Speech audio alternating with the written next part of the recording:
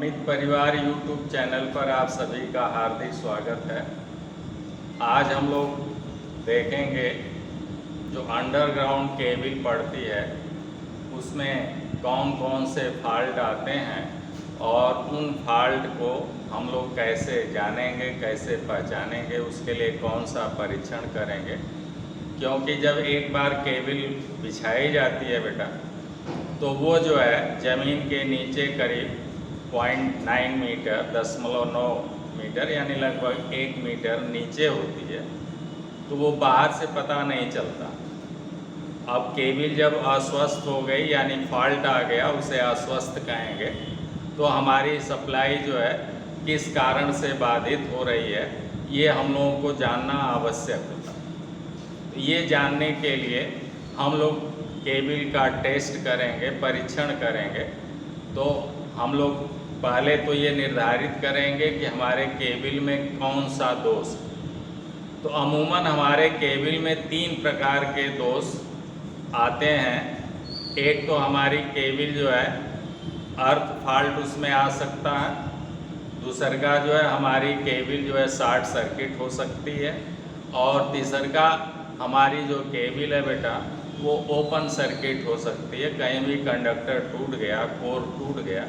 तो इस तरह से हमारे केबल में 3 प्रमुख फॉल्ट आते हैं। वो कौन कौन है तो हम लोग देखते हैं।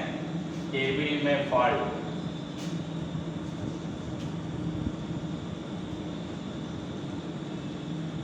केबल लिख लें, के प्रदोष।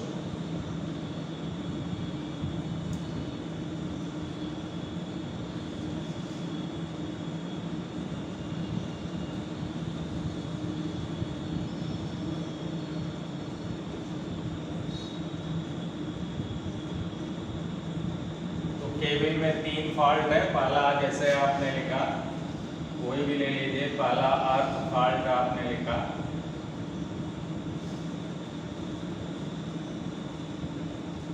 अर्थ फॉल्ट को कहेंगे भू प्रदोष। क्या कहेंगे? हाँ, भू प्रदोष।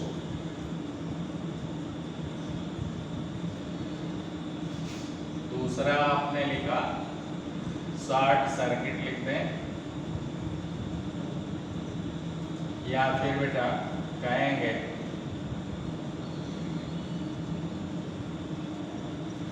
शॉर्ट सर्किट फॉल्ट, जिसे आप कहेंगे लघुपथ प्रदोष। लघुपथ प्रदोष।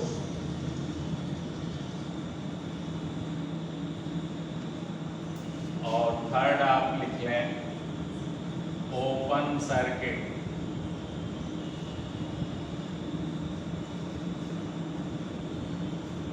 ओपन सर्किट फॉल्ट, जिसे कहेंगे खुला पथ। खुला पथ प्रदोष लिख लेंगे। अर्थ फॉल्ट का मतलब है कि जब केबल, तो आप लोग पढ़े ही हैं, केबल बेटा कई लेयर की हम लोग बनाते हैं। जैसे ये केबल का कंडक्टर हो गया, ये केबल का आपका कंडक्टर हो गया, एक कोर ये हो गया, दूसरा कोर हम लोग यहाँ बना दिए, मान लीजिए 2 कोर हो गया, ये तीसरा कोर यहाँ बना दिए, ये तीसरा कोर हो गया, ऐसे। तो ये केबल को बेटा हम लोग सब पर जो है पेपर इंसुलेशन चढ़ा रहता है, पेपर इंसुलेशन। ये आपके जो है मल्टी कोर हो गए। क्या हो गए? हाँ, मल्टी कोर हो गए। इस ये कापर के होंगे, काहे के होंगे? हाँ, इंसुलेटेड कापर है, इंसुलेटेड कापर वायर है, कापर वायर है बेटा। इन्हीं को हम लोग कोर कहते हैं। क्या कहते हैं? तो मान लीजिए 3 कोर की है तो उसे हम लोग, या 4 कोर की है, चौथा रहेगा तो 3 फेज के लिए हो गया और चौथा जो है न्यूट्रल के लिए हो गया। तो इनको फिर बेटा जो है हम लोग जो है टेप वगैरह से बांध देंगे। इससे बांध, हाँ, इंसुलेशन टेप वगैरह से ऐसे बांध दें। अब इन्हें हम लोगों ने बांध दिया इंसुलेशन टेप से। ऐसे टेप से इन्हें सबको इकट्ठा करके बेटा और ऐसे बांध देते हैं। ऐसे बांधने के बाद फिर इसके ऊपर हम लोग जो है खोल चढ़ा देंगे, लेड सीट चढ़ा देंगे। क्या चढ़ा देंगे? हाँ, तो अब इसके ऊपर एक खोल हम लोगों का लेड सीट वाला आ जाएगा ऐसे। तो ये लेड सीट ऐसे आप चढ़ा देंगे, ये ऐसे, ये हो गया लेड सीट चढ़ गई भैया।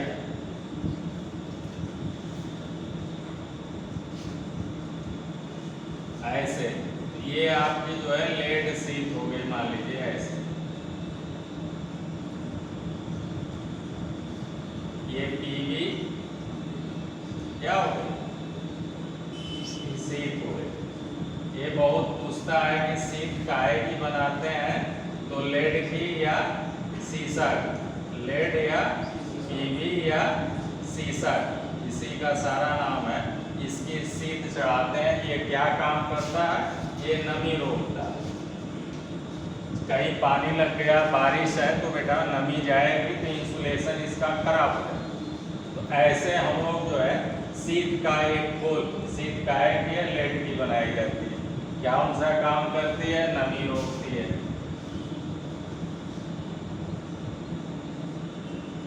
फिर इसके ऊपर बेटा हम लोग बेडिंग लगा देंगे। क्या लगा देंगे?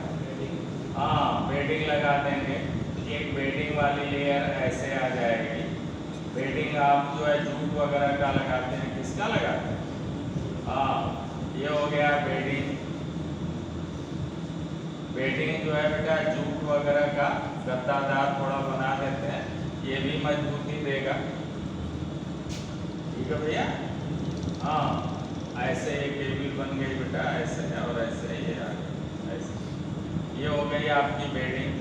बेडिंग के बाद फिर जो है आपका आ जाएगा, क्या आ जाएगा?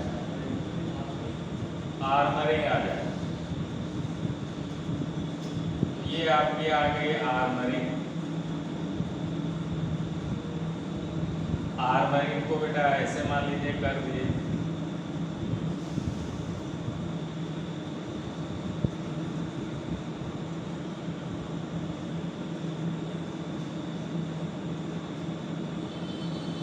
आर्मरिंग क्या करती है बेटा? मैकेनिकल स्ट्रेंथ बढ़ाती है। ये क्या करती है? हाँ, बहुत पूछता है। मैकेनिकल स्ट्रेंथ बढ़ाएगी।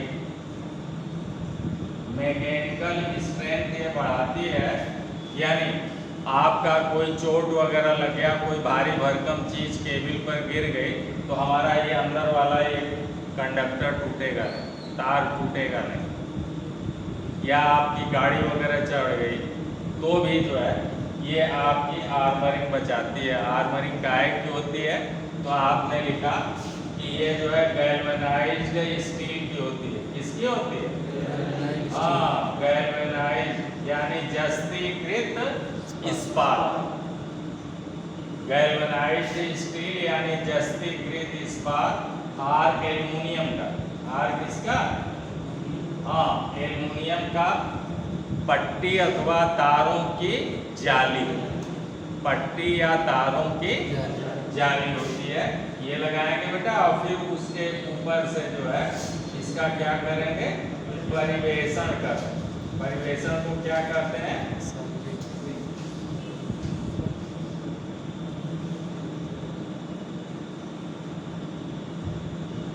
ये बेटा आप जो है इसका अब हम लोग जो है क्या करेंगे? परिवेशन कर। परिवेशन में हम लोग जो है रबर और अन्य जो है का जो है इसके ऊपर लाल, पीला, हरा, नीला जो भी है कलरदार और ऊपरी सतह उससे क्या होती है? एकदम चिकनी व आकर्षक बन जाती है। जैसे आपका हमारा परिवेशन होता है। हम लोग क्या गाड़ी तो वही है बेटा, लेकिन अपने जो है लिबास चेंज कर लेते हैं। ऊपर लाल, पीला, हरा, नीला शर्ट जैसा पसंद आता है वैसा हम लोग जो पहन लेते हैं। तो वैसे ही लास्ट में एक परिवेशन भी इसका किया जाएगा। ठीक है ना? उससे क्या होगा कि केबिल लाल पीली जैसा कलर देंगे वैसा बनती है और ऊपर से देखने में आकर्षक और सुंदर लगती है। भैया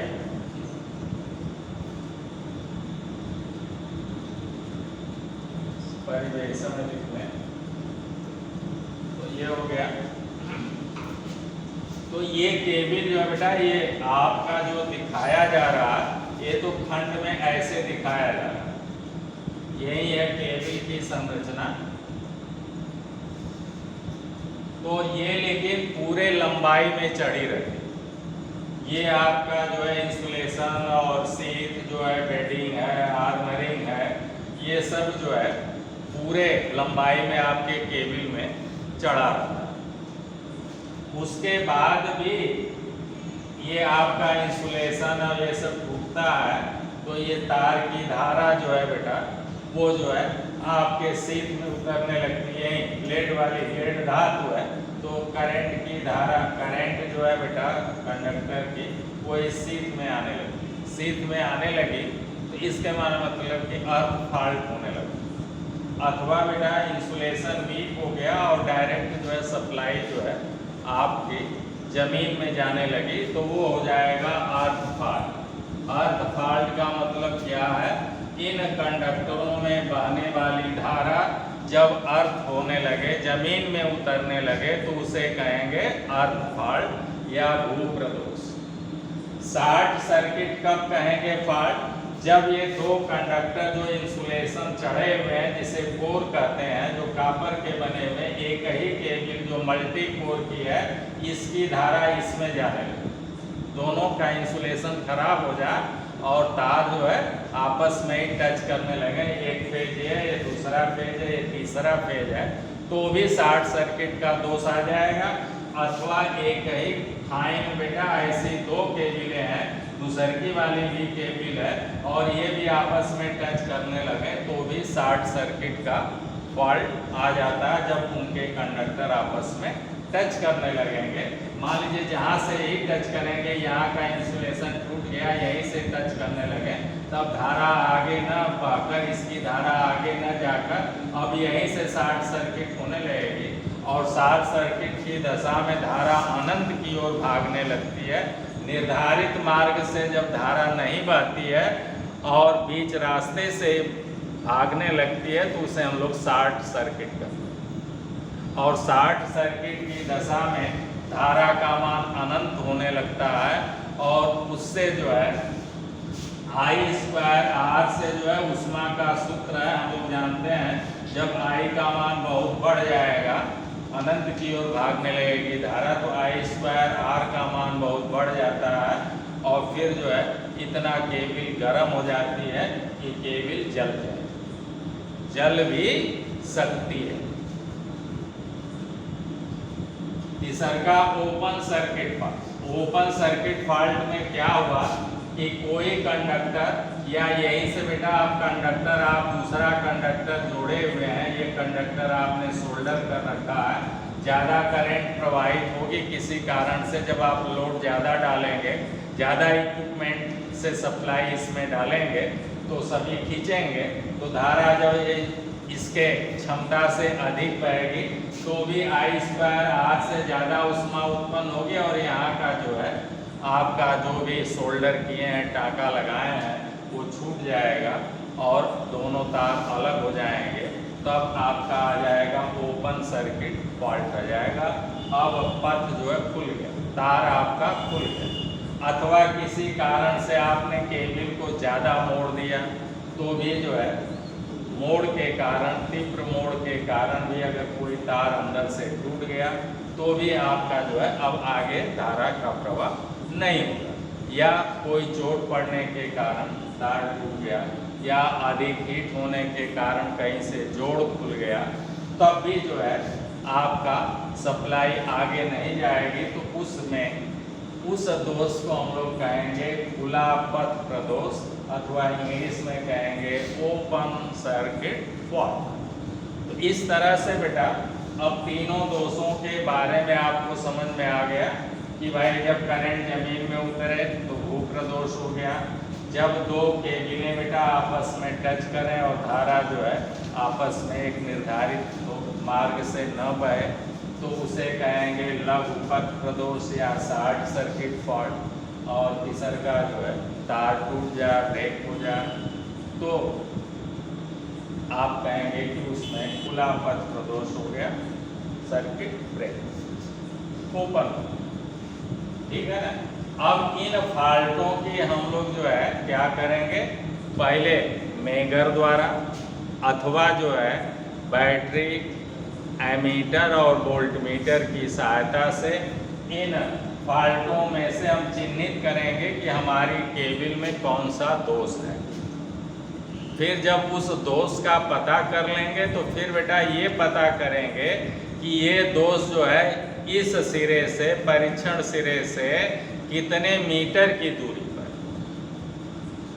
उस दूरी का पता करने पर एग्जैक्ट फिर वही जाके हम लोग जो है खुदाई करेंगे और फिर जो है 1 मीटर नीचे करीब जो है ज़मीन में उतर कर और फॉल्ट को वहाँ पर जो है रिपेयर करके और अपनी केबल को सही करेंगे और तुरंत फिर जो है सप्लाई को कम से कम समय में हम लोग जो है उसे चालू करें।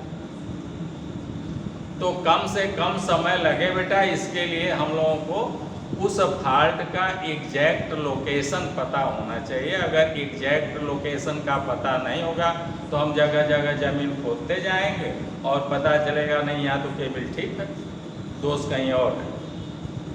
तो इस तरह से हम परेशान होंगे और जो फॉल्ट हमारा जो है 2 घंटे 3 घंटे में ठीक होना है वो कई दिन ले सकते हैं भाई, क्यों केबल लंबी है, कई किलोमीटर लंबी है।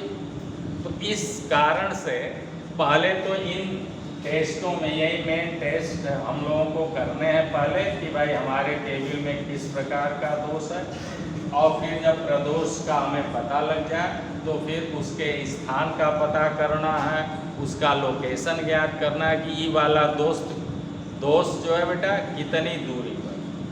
तो जो दूरी का हम लोग पता करेंगे, लोकेशन करेंगे, स्थान का निर्धारण करेंगे, फिर उसके लिए अलग परीक्षण, उसके लिए आपको लिखाया गया प्लेवियर टेस्ट है, मुर्रे टेस्ट है, वार्ले पास परीक्षण है। ये सारे टेस्ट जो है फिर उनके द्वारा हम लोग जो है दोष का लोकेशन ज्ञात करेंगे और लोकेशन हमें मालूम हो जाएगा कि इतने मीटर की दूरी पर ये दोष है, तो इतने मीटर की दूरी पर हम लोग पहुँचकर और वहाँ पर रिपेयर करेंगे।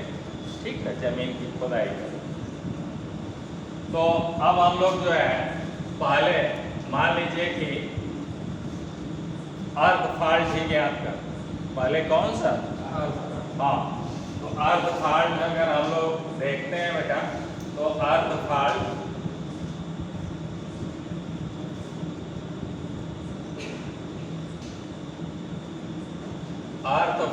का हम लोग कैसे पता करेंगे? तो अगर मेगर द्वारा सबसे सुलभ जो है हम लोगों का इंस्ट्रूमेंट है मेगर, तो मेगर से हम लोग पता करेंगे बेटा। मान लीजिए कि ये आपकी केबल है,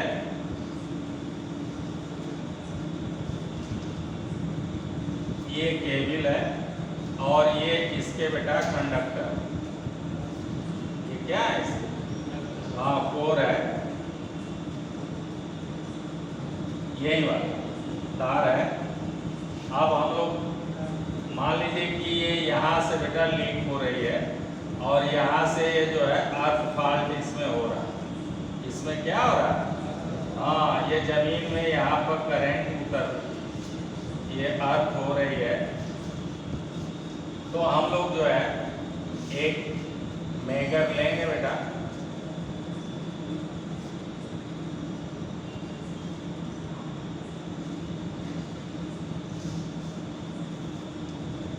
मेगर का ये वाला टर्मिनल जो है L है, कौन सा? हाँ, इसे L, और ये वाला टर्मिनल को हम लोग हाँ E लिखते हैं। ये टर्मिनल आपका E, ठीक है ना। ये L मतलब लाइन वाला टर्मिनल और E का मतलब अर्थ वाला। सप्लाई चली गई भाई।